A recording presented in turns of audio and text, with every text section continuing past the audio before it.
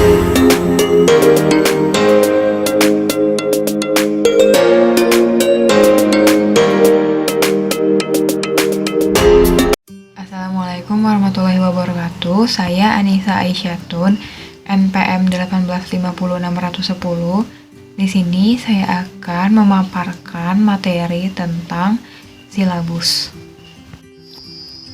Silabus. Istilah silabus dapat didefinisikan sebagai garis besar, ringkasan, ikhtisar, atau pokok-pokok isi atau materi pelajaran.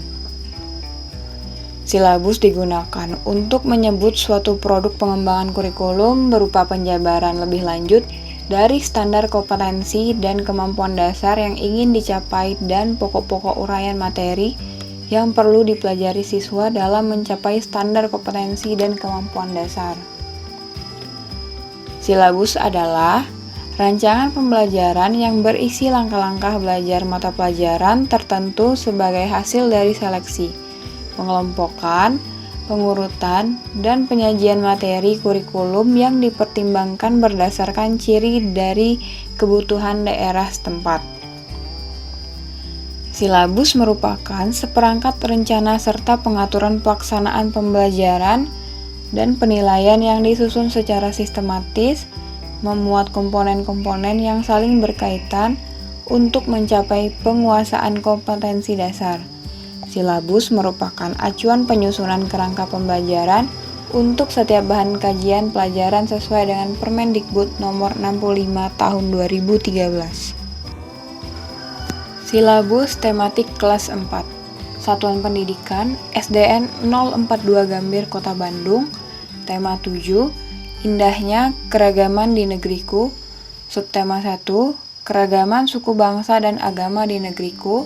Semester 2, Pembelajaran ke-1. Kompetensi intinya ada 4. 1. Menerima, menjalankan, dan menghargai ajaran agama yang dianutnya. 2. Menunjukkan perilaku jujur, disiplin, tanggung jawab, santun, peduli, dan percaya diri dalam berinteraksi dengan keluarga, teman, guru, dan tetangganya.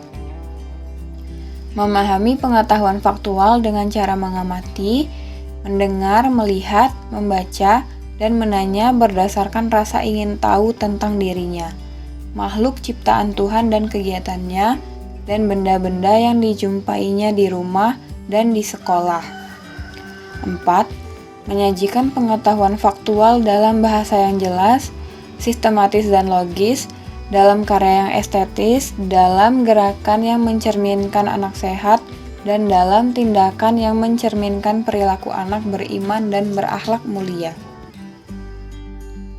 Di dalam silabus terdapat mata pelajaran, kompetensi dasar, indikator, materi pembelajaran, kegiatan pembelajaran, penilaian, alokasi waktu, dan sumber belajar.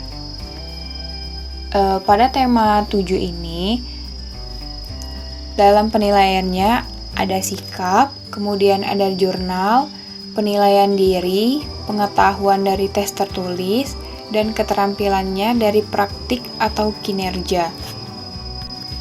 Kemudian alokasi waktunya 24 jam pelajaran. Sumber belajar ada buku guru, buku siswa, internet, dan lingkungan. Assalamualaikum warahmatullahi wabarakatuh. Perkenalkan, nama saya Sandy Aprilia, NPM 1850621. Di sini saya akan menjelaskan tentang RPP. RPP Rencana Pelaksanaan Pembelajaran dan Desain Media Pembelajaran. Selanjutnya ada Rencana Pelaksanaan Pembelajaran, yaitu RPP. RPP adalah rencana yang menggambarkan prosedur dan pengorganisasian pembelajaran untuk mencapai satu kompetensi dasar yang ditetapkan dalam standar isi dan dijabarkan dalam silabus. Lingkungan rencana pembelajaran paling luas mencakup satu kompetensi dasar yang terdiri atas satu indikator atau beberapa indikator untuk satu kali pertemuan atau lebih. Selanjutnya ada komponen-komponen RPP. Menurut Permendiknas nomor 41 tahun 2007 tentang standar proses terdiri dari identitas mata pelajaran, standar kompetensi, kompetensi dasar, indikator pencapaian kompetensi, tujuan pembelajaran, materi ajar, alokasi waktu, metode pembelajaran, kegiatan pembelajaran. Dalam kegiatan pembelajaran terbagi menjadi 3 bagian. Yang pertama ada pendahuluan, yang kedua inti, yang ketiga penutup. Assalamualaikum warahmatullahi wabarakatuh. Saya Sarah Indriani dengan NPM 185060005. Di sini saya akan menjelaskan tentang skenario pembelajaran. C. Skenario pembelajaran. Skenario pembelajaran merupakan urutan cerita yang disusun oleh seorang guru agar suatu peristiwa pembelajaran terjadi sesuai dengan yang diinginkan. Dalam skenario terdapat langkah-langkah pembuatan skenario, diantaranya yang pertama ada identify focal issue. Maksudnya adalah mengidentifikasikan isu utama atau masalah utama yang akan menjadi fokus untuk dijawab atau untuk diambil keputusannya. Yang kedua ada identify key force. Maksudnya adalah mengidentifikasi faktor-faktor kunci yang diperkirakan akan mempengaruhi focal issue di masa yang akan datang. Yang ketiga, ada identify driving force change driver. Dalam langkah ini harus mampu mengidentifikasi kekuatan-kekuatan yang dapat mendorong perubahan-perubahan yang berkaitan dengan key force di atas. Secara umum, dalam konteks ilmu sosial dan ilmu politik, driving force yang sering sekali teridentifikasi adalah faktor sosial, faktor politik, dan faktor ekonomi. Yang keempat, ada identifikasi ketidakpastian. Dalam langkah ini harus mencoba mengidentifikasi ketidakpastian dari berbagai hal yang erat kaitannya dengan sosial, politik, dan ekonomi. Yang kelima, ada selecting the scenario logic. Di dalam tahap ini, kita harus menyusun logika skenario melalui suatu kualitatif, terutama melalui wawancara mendalam atau dengan melakukan focus group discussion untuk mendapatkan suatu skenario dengan alternatif-alternatif lainnya secara logis. Nah, yang keenam ada fleshing out the scenario. Tahap ini merupakan tahap penguatan skenario. Pada tahap ini, perumus skenario dapat menambahkan berbagai data sekunder dan trennya untuk memperkuat berbagai pendapat dari narasumber dan para ahli yang sudah didapat dan ditulis pada tahap sebelumnya. Nah, pada kali ini skenario pembelajaran ada satuan pendidikan, kelas dan semester, kelas 4 dan semester 2, tema indahnya keragaman di negeriku tema 7, dan subtema keragaman suku bangsa dan agama di negeriku subtema 1, muatan terpadu IPA dan Bahasa Indonesia, pembelajaran ke-1, alokasi 1 hari. Desain media pembelajaran. Baiklah, di sini saya akan menjelaskan desain media pembelajaran. Desain pembelajaran adalah praktik penyusunan media teknologi komunikasi dan isi untuk membantu agar dapat terjadi transfer pengetahuan secara efektif antara guru dan peserta didik. Proses ini berisi penentuan status awal dari pemahaman peserta didik, perumusan tujuan pembelajaran, dan merancang perlakuan berbasis media, membantu terjadinya transisi. Media adalah alat bantu apa saja yang dapat dijadikan sebagai penyalur pesan guna mencapai tujuan pengajaran. Media memiliki peran yang sangat penting dalam pendidikan sebagai suatu sarana atau perangkat yang berfungsi sebagai perantara atau saluran dalam suatu proses komunikasi antara komunikator dan komunikan. Assalamualaikum warahmatullahi wabarakatuh. Perkenalkan, nama saya Caikal Nur Putra. NPM saya 18506.003. Saya akan menjelaskan tentang bahan ajaran. Bahan ajaran pembelajaran tematik terpadu merupakan pembelajaran yang memadukan berbagai kompetensi dari berbagai mata pelajaran dalam berbagai tema. Pembelajaran tematik terpadu dimulai dari pendekatan tematis sebagai acuan dasar bahan dan kegiatan pembelajaran. Tema yang dibuat sesuai dengan pembelajaran, baik dalam mata pembelajaran tertentu maupun antar mata pelajaran.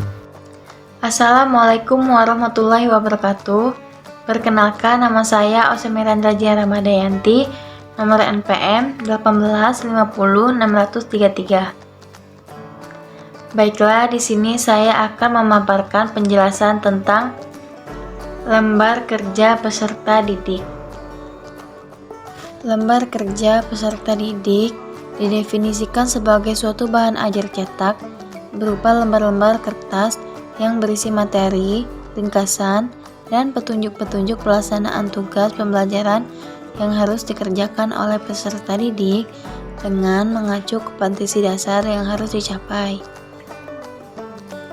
Lembar kerja peserta didik juga merupakan panduan peserta didik yang digunakan untuk melakukan pengembangan aspek kognitif maupun panduan untuk pengembangan semua aspek pembelajaran dalam bentuk panduan kegiatan penyelidikan atau pemecahan masalah sesuai indikator pencapaian hasil belajar yang harus dicapai.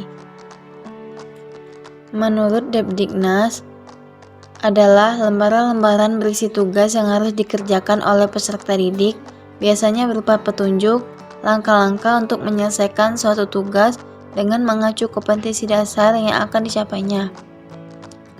Berdasarkan definisi LKPD di atas, dapat disimpulkan bahwa lembar kerja peserta didik adalah lembaran yang berisi tugas yang harus dikerjakan oleh peserta didik dalam proses pembelajaran, berisi petunjuk atau langkah-langkah dalam menyelesaikan tugas sesuai dengan kompetensi dasar dan indikator pencapaian hasil belajar yang harus dicapai. Manfaat yang diperoleh dengan penggunaan LKPD dalam proses pembelajaran adalah sebagai berikut. A. Mengaktifkan peserta didik dalam proses pembelajaran. B. Membantu peserta didik dalam mengembangkan konsep. C. Melatih peserta didik dalam menemukan dan mengembangkan keterampilan proses. D.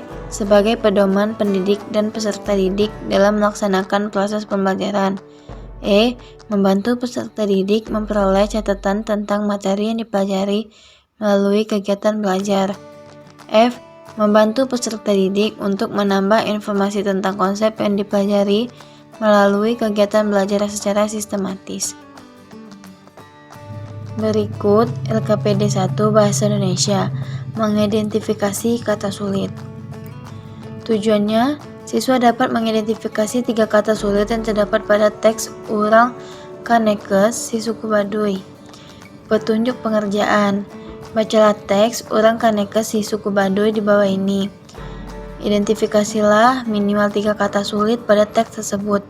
Tulislah pada tabel kata sulit. Selanjutnya, menganalisis pokok pikiran setiap paragraf. LKPD 2 Bahasa Indonesia. Tujuannya, siswa dapat menganalisis 4 pokok pikiran setiap paragraf dalam teks Urang Kanekes si suku Baduy. Petunjuk pengerjaannya, bacalah teks Urang Kanekes si suku Baduy, analisislah kalimat awal, kalimat akhir, atau kalimat awal dan kalimat akhir pada setiap paragraf dalam teks. Analisislah pokok pikiran yang terdapat pada setiap paragraf dan tuliskan pokok pikiran pada kolom yang sudah disediakan. Selanjutnya, laporan percobaan listrik statis. LKPD 3 IPA. Tujuannya, siswa dapat membuat laporan percobaan listrik statis dengan benar. Alat dan bahannya ada mister plastik atau mika dan potongan kertas. Langkah kerja. 1. Siapkan penggaris listrik. 2. Potonglah kertas kecil-kecil lalu letakkan pada permukaan meja.